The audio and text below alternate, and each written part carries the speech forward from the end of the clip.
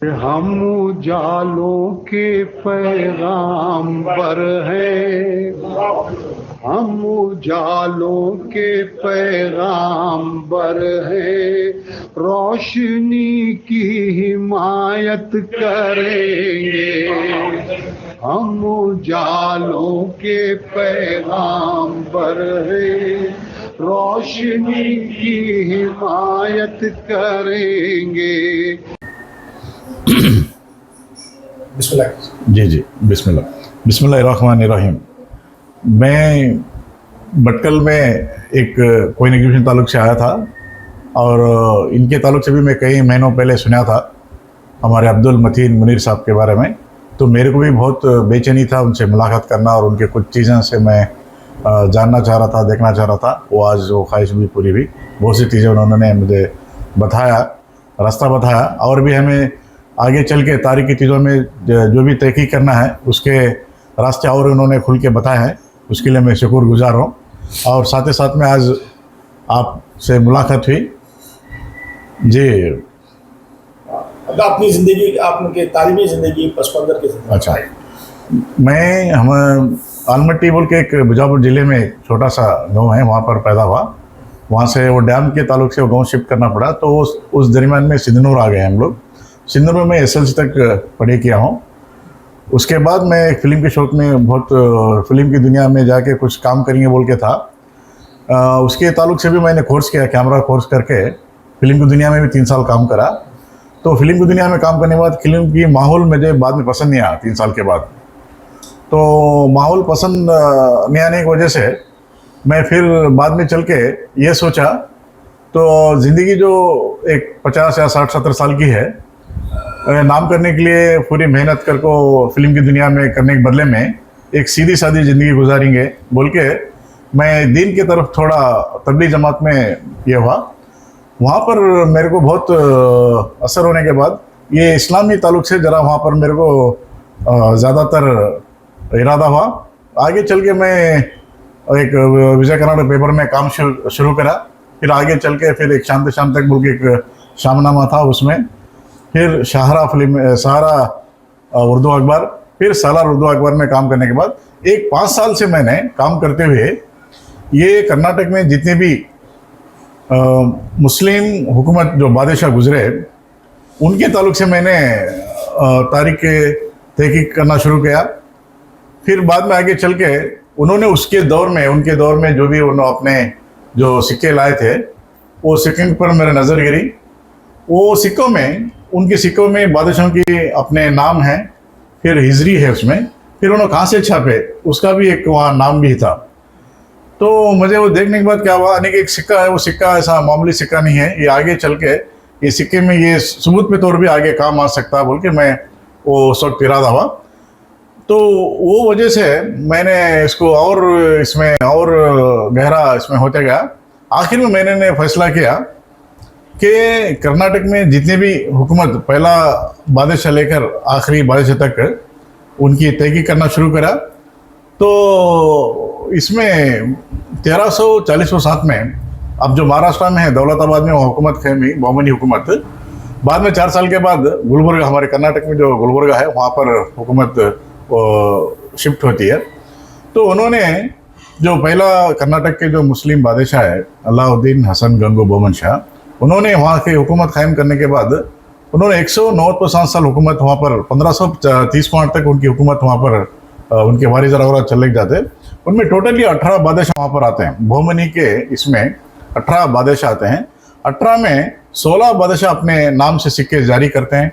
उनकी हुकूमत दौर में वो पूरे आम लोगों के इस्तेमाल में रहते हैं। अब वो 18 बादशाह में 16 जो बादशाह लाते हैं, वो 16 बादशाह सिक्के मेरे पास है, तांबे के 16 बादशाह के सिक्के मेरे पास है। फिर इन 16 बादशाह में 10 बादशाह सोने के सिक्के लाए थे।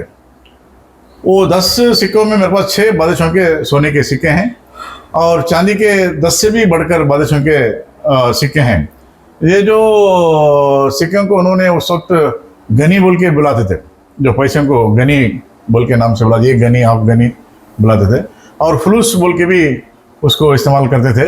ये फलूस आज भी अरब के मुल्कों में आज भी इस्तेमाल होता बोल के मैं सुना हूँ।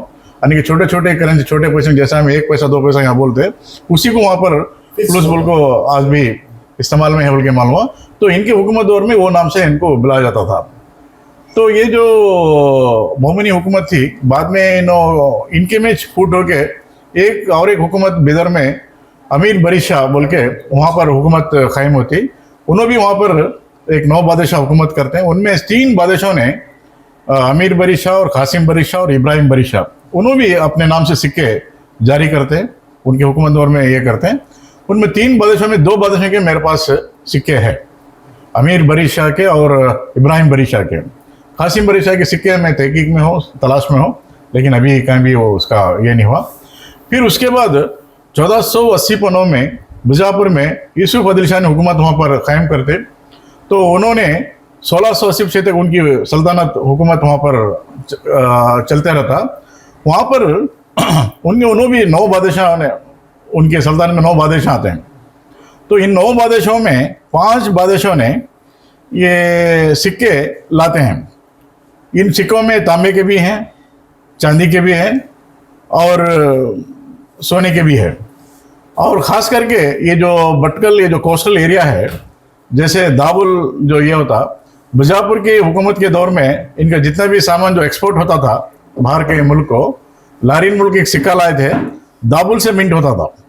दाबुल जो शहर है वहाँ से जो मिंट होता था, उसके सिक्के भी मेरे पास है। यानी कि मैं ये बोलना चाह रहा था, वो जो भी यहाँ पर सल्तनत हुकूमत की थे कर्नाटक में, तो ये मोमिनी हो गए, अमीर बरी शाह हो गया और आदिल शाह। इनके बाद हमारे हज़रत टीपू सुल्तान यहाँ पर नवाब हैदर अली खान 1761 में इन्होंने श्रीरंगपट्टन में हुकूमत कायम करते। बाद में इन्होंने भी अपने नाम से सिक्के लाते। फिर बाद में इनके बेटे हज़रत टीपू सुल्तान, उन्होंने भी सिक्के लाते। फिर उसके बाद कर्नाटक में हमारा और एक चौथे सल्तनत बोले तो हैदराबाद निज़ाम यहाँ पर 3 जिले, बिदर और गुलबर्गा और रायचूर, 3 जिले को उनके हुकूमत में वो शामिल थे। तो उन्होंने जो अपने सिक्के जो थे वो इलाके में वो सिक्के वहाँ पर वही चलते थे निज़ाम के। तो उसके वजह से मैं उनके भी सिक्के में जमा किया हूँ।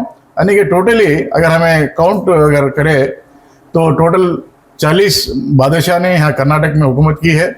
उनमें 30 बादशाह ने यहाँ पर सिक्के लाए हैं उनके दौर में। उनमें 26 बादशाहों के सिक्के मेरे पास है और 4 बादशाहों के सिक्के मैं तलाश में हूँ, उसके कोशिश में हूँ। जी, बहुत बहुत शुक्रिया आपका, बड़ी कीमती मालूमात दी हैं।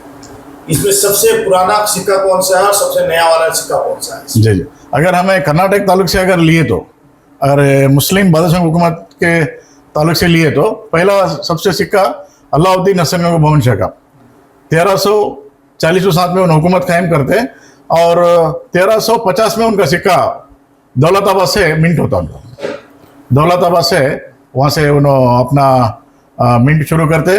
बाद में उनकी इधर गुलबर्ग आने के बाद में भी वहाँ पर ही मिंट उनका जारी रहता। यानी कि सबसे कर्नाटक का पुराना मुस्लिम बादशाहों का या फिर मुस्लिम बादशाहों का पहला सिक्का बोले तो कर्नाटक ताल्लुक से वही है। अच्छा, और आखिरी सिक्का कौन सा है? आखिरी में हमारे हैदराबाद निज़ाम आज़ाद हमारा होने के बाद, 1940 में आज़ाद होने के बाद भी उन्होंने हैदराबाद निज़ाम 1940 तक रहते हैं। सितंबर 17 तारीख तक भी उनकी वहाँ हुकूमत रहती है, 1 साल 17 दिन रहते हैं। तो आखिरी सिक्का उनका है, आखिरी सिक्का उनका। मुस्लिम बादशाह का अगर हमें कर्नाटक ताल्लुक से अगर देखें तो आखिरी सिक्का उनका होता। आपने इतनी मेहनत करके, इतना खर्च करके, इतनी कुर्बानी देकर इतना जो तारीखी सरमाया जमा किया है जी, इसके महफूज करने के सिलसिले में या उसके सिलसिले में आपको आइंदा के क्या बच्चों? ये मैं जो सिक्के, असल जो मकसद मेरा क्या है, ये हमारे जो नए चाहने वाले जो भी है उन्होंने तारीख की चीज़ें मेटने के लिए सोच रहे हैं। मैं सोचा कल के दिन जितने भी अगर तारीख के, वो तो आसान भी नहीं है वो तारीख की चीज़ें मेटना भी, फिर भी ये जो सिक्के में बादशाह के नाम और हिजरी और छापे जगह रहने की वजह से ये आगे चल के इसको ये तारीख की सबूत की चीज़ हो सकती बोल के मैं यकीन के साथ इनको मेहनत से मैं इसको हिफाजत यानी कि ला के जमा कर रहा हूँ। और आगे चल के मैं एकला से क्या भी नहीं, मैं और आप मिलकर, जितने भी लोग हमारे कौम के जो भी लोग हैं, इसे मिलकर इसे हिफाजत से रखने की कोशिश करना और लोगों को भी बताने की कोशिश करना। सच चीज यही है कि हम जब हमारे मुसलमान के हैसियत से जो हमने इस मुल्क की खिदमत की है यहाँ आबाद होकर, यहाँ पर फर्ज बनता है कि हम अपनी दुनिया को बताएं कि हम यहाँ आकर हमने सिर्फ हुक्मरानी नहीं की है, बल्कि यहाँ पर हमने तहजीब की है, यहाँ के मुल्क को हमने मालदार बनाया है, यहाँ को हमने दौलत दी है। ये सिक्का जो है बुनियादी तौर पर दुनिया में तहजीब को बाकी रखने का, तहजीब को तारीख का सबूत देने का सबसे बड़ा जरिया है। जी जी। जरूरत इस बात की है कि इस सिक्कों को में जो इबारतें हैं उनको पढ़ा जाए बड़ी बारीकी से, उसका जो तर्जुमा है फारसी के हुरूफ है, अरबी के हुरूफ है, उनको ये किया जाए। इंशाल्लाह इस सिलसिले में आपने जो काम शुरू किया है, अल्लाह ताला आपके काम को बरकत दे, आपके काम को महफूज रखे, और क्योंकि आपने गुज़िश्ता माजी के को महफूज किया है, आइंदा नस्लों के लिए भी जो है आपका काम महफूज हो और रोशनी आने का जरिया बने। आखिर में हम आपसे पूछना चाहते हैं कि आपका पैगाम क्या है? पैगाम यही है, हमें ये जो पुराना सिक्का बोल के इसको नज़रअंदाज करना नहीं है, इसे बचा के रखना सबका काम बोल के आप लोग भी समझ के मेरे साथ हाथ जोड़ना बोल के मैं चाहता हूँ। बहुत बड़ी चीज़ है, बहुत बड़ी आपकी नीयत है, अल्लाह ताला आपको बरकत दे। आपके पास जो गोल्ड पॉइंट्स है सबसे कितने फारूक साहब आपको पूछना चाहेंगे? नहीं, वही सबसे बड़ा जो आपके पास जो गोल्ड कॉइन्स है जी उसमें से मतलब कितना बड़ा गोल्ड कॉइन्स है और कितनी मालियत का है? जी, जैसा मैं बताया, हमारे कर्नाटक के पहले जो मुस्लिम बादशाह जो है अलाउद्दीन हसन गंगो मोहम्मद शाह, उन्होंने भी तांबे के साथ, उनका तांबे का वजन था 3.4 ग्राम था, और उन्होंने चांदी का 11 ग्राम का भी और 8 ग्राम के भी उनके सोने का वजन, चांदी का वजन था। इसी तरह से ये जो टंक बोल के बुलाते थे, सोने के टंक, सोने के सिक्के, वो जो थे 11.2 ग्राम के हैं, और एक उनका 12.6 का भी है, यानी कि वो वजन के सिक्के उन्होंने वो टाइम में लाए थे। ना, हमारा पूछने का मकसद ये था कि हमने अपनी इस्लामिक तारीख में अशरफी सुना था कि सोने के सिक्के होते थे, तो हमारे हिंदुस्तान ये आर्य समाज का मतलब आसमानी वैदिक धर्म है, धर्म वाला मुल्क है, वहाँ पर भी हमारे मुसलमान हुक्मरानों ने जो हुकूमत की है, वहाँ पर भी अपनी रिवायत को, इस्लामी रिवायत को बाकी रखा और सोने के सिक्के जारी किए। जी, वो सिक्के मेरे पास है, कभी मौका है तो मैं आपको। हिंदुस्तान में जो कहा ना, हिंदुओं ने अपने नाम नहीं रखे जी, यहाँ पर जो है हिंदुओं के मतलब आप भटकल है, ये नगर के अपने सिक्के हुए।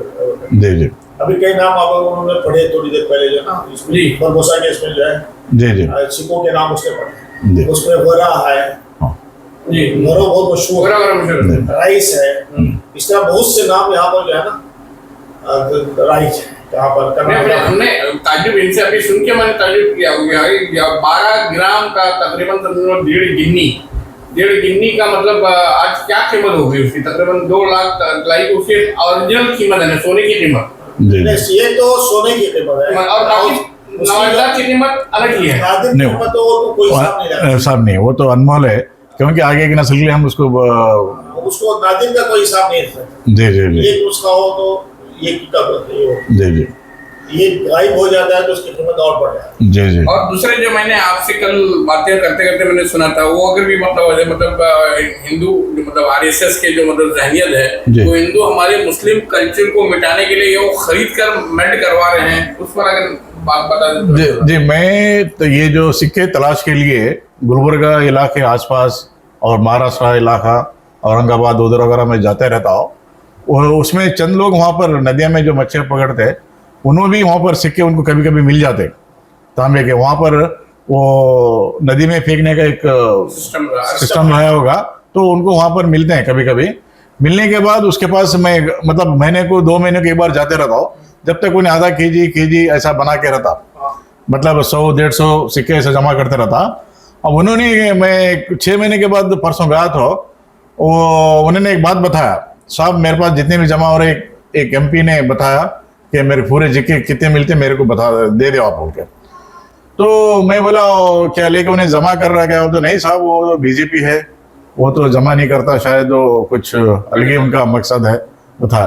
तो मेरे को ऐसा शक लगने लगा कि या कुछ मेंटनिंग वजह से या कुछ वजह से हो सकता बोल के मैं अंदाजा लगा। फिर मैं उसे गुजारिश किया ऐसे सिक्के अगर मिले तो मेरा नंबर है, फिर आप मुझे राबिता कीजिए, मैं आके फिर आप लेके जाता हूँ बोल के। यानी कि सिक्के में भी उनकी नजर गिरा, अभी सिक्के में भी उन्होंने अगर लेके मेल्ट कर दिया तो फिर हमारे पास वो सिक्के। आपने कल बताया आप मुस्लिम कलेक्शन के लिए जाते हैं तो नाम मुसलमानों में कर्नाटक के कल्चर को हम महसूस करते हैं। नहीं, मैं इसके ताल्लुक से भी जैसा आप बता रहे, कर्नाटक अब जो हमारा जो नक्शा है इस वक्त, इस कर्नाटक के नक्शे में जितने इलाके हैं वो इन इलाकों में पहला हुकूमत कहाँ से शुरू हुआ अगर हमें गौर करके देखें तो नंदा डायनेस्टी बोल के आता। उन्होंने नॉर्थ कर्नाटक में थोड़ा हिस्से में उन्होंने हुकूमत की थी। फिर उसके बाद हमारे सम्राट अशोक उन्हें भी यहाँ पर हुकूमत की थी और उन्होंने एग्जीबिशन यहाँ मस्की कर्नाटक मस्की बोल के इलाका है, वहाँ पर अपने पत्थर पे बुद्ध के मैसेज बर्मी लिपि में उन्होंने लिखा हुए हैं और उनके भी सिक्के मेरे पास है। नंदा डायनेस्टी के भी हैं और सम्राट अशोक के भी सिक्के मेरे पास हैं। फिर उनके बाद शातवाहन बोल के यहाँ पर चंद साल हुकूमत होती है उनके भी। फिर यहाँ पर कर्नाटक में छुट्टू बोल के आते हैं, लोकल छुट्टू महारथी बोल के आते हैं। फिर बनवासी में कदम्बा 345 ईस्वी में यहाँ पर कदम्बा हुकूमत कायम होती, मयूर शर्मा ने उसे हुकूमत कायम करते। फिर उनके आगे वहाँ पर 230 साल उनकी वारिसदार हुकूमत चलाते हैं। उनमें एक काकस्तावर्मा बोल के एक राजा था। काकस्तावर्मा ने कन्नड़ा में जो हमें जो कन्नड़ा जो इस्तेमाल कर रहे हैं उर्फा फर्स्ट इस्तेमाल किया तो बादशाह होने चाहिए। ये जो कन्नड़ा जो उर्फा है आ ई ई जो कन्नड़ा काका गगा जो है जो इस्तेमाल करे वाला काकस्तावर्मा, और उनके चल के उनका एक नवासा कृष्णा वर्मा दुवम आता, उन्होंने अपने सिक्कों में कन्नड़ा उर्फा लिखो है। उनके सिक्कों में कन्नड़ा उर्फा लिखो है, श्री दोष राशि श्री माना राशि बोल के है, वो सिक्के मेरे पास है। यानी कि कन्नड़ा के जो जमा करते हैं ना जी, ये जो है ना महफूज न भी रहे, आपके बच्चे बेच भी दे उसको ना जी तो करोड़पति हो जाए, बन जाएगा। जी जी, वो तो बेचना तो नहीं है। जी जी जी जी जी कोई भी चीज दे दे कीमत खत्म नहीं होती। जी जी जी आप दूसरों को कह रहे आप लोग कह रहे जी। कीमत कभी खत्म नहीं होती, जी जी बल्कि बढ़ती ही जाती। जी जी। इसी तरह के बादामी चाणक्य उनके भी कुछ सिक्के मेरे पास है। फिर उनके बाद राष्ट्रकूटा हुकूमत के चंद सिक्के हैं, उनके बहुत कम होते हैं, मेरे पास 2 ही सिक्के उनके हैं। बाद में कल्याणी चाणक्य बोल के आते हैं, उनके सिक्के हैं। फिर बाद में कलचूरी बोल के आते हैं, उनके हैं। होयसड़ा के विष्णुवर्धन बादशाहों के सिक्के हैं। फिर बाद में विजयनगर जो सिक्के वो टोटली वहाँ भी विजयनगर के इसमें 28 बादशाह हुकूमत करते हैं, उनमें 22 बादशाह ने सिक्के अपने नाम से लाते हैं। वो भी मेरे पास एक 16 बादशाह के सिक्के हैं। और उनके अंडर में ये जो कोस्टल एरिया जो है, जैसा गेर सोपा है, इधर बरकूर है, ऐसे कई यहाँ केड़दी है, ऐसे कई विजयनगर के अंडर में छोटे छोटे बादशाह उनके अंडर में काम करते थे। पाड़ेगारा सामंता बोल के बुलाते थे। यानी कि वहाँ तहकीक करो तो ये मालूम पड़ रहा है विजयनगर के उनके डायनेस्टी के अंडर में 160 छोटे छोटे बादशाह उनके हाथ में काम करते थे, तमिलनाडु आंध्रा सब मिला के। उनमें छोटे छोटे जो बादशाह थे उनके 12 बादशाह के सिक्के भी मेरे पास है। ये गेर सोपा का भी मेरे पास एक सोने का और चांदी का है। फिर उसके बाद बारकुर ये 1510 के आसपास का है। मेरा देवी के जमाने का। जी जी जी, कृष्ण देवराया जो पीरियड है वो पीरियड का है। उसी वो पीरियड जब मेरा जो भटके में जो मोदी